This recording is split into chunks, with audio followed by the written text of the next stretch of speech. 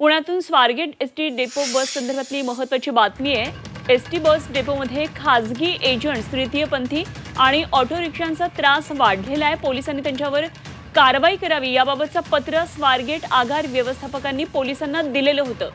तरुणीवर अत्याचाराची घटना घडली आणि त्याच्या 3 दिवस आधीच आगार व्यवस्थापक यांनी पोलिसांना हे पत्र लिहिल्याचं समोर आलेलं आहे। 22 तारखेला 2 वेगवेगळी पत्र स्वारगेट पोलीस स्टेशनच्या पोलीस निरीक्षकांना पाठवण्यात आली होती आणि तरी देखील पोलिसांकडून या संदर्भात कुठलीही कारवाई झाली नाही आणि अशा प्रकारचे पत्र या आधी देखील अनेकदा देण्यात आल्याचं कळतंय।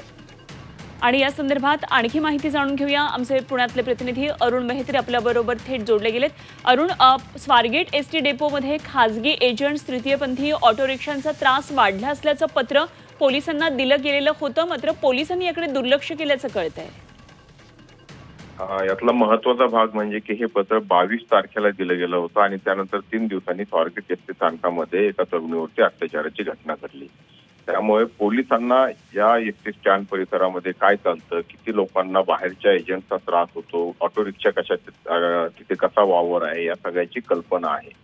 एकदा नव्हे तर अनेकदा या आशयाची पत्र विभागाकडून, आगार प्रमुखांकडून पोलिसांना देण्यात आलेली होती, तरी देखील काही कारवाई होत नाही। म्हणून इथे येणाऱ्या बेकायदेशीर लोकांचा वावर वाढला, त्यांचा त्रास वाढला असं आगाराचं म्हणणं आहे। त्यामुळे वेळीच उपाययोजना केल्या असत्या तर अशा घटना निश्चितपणे टाळता येऊ शकतात, मात्र तसं घडत नाही आणि त्याचाच परिणाम म्हणून परवाची घटना इथे आपल्याला अत्याचाराची म्हणावी लागेल। आता तरी पोलीस प्रशासन जागं होतं का आणि स्वारगेट एसटी स्थानक परिसरातली सुरक्षितता वाढवतं का, सुरक्षा वाढवतं का, हा मूळ प्रश्न आहे।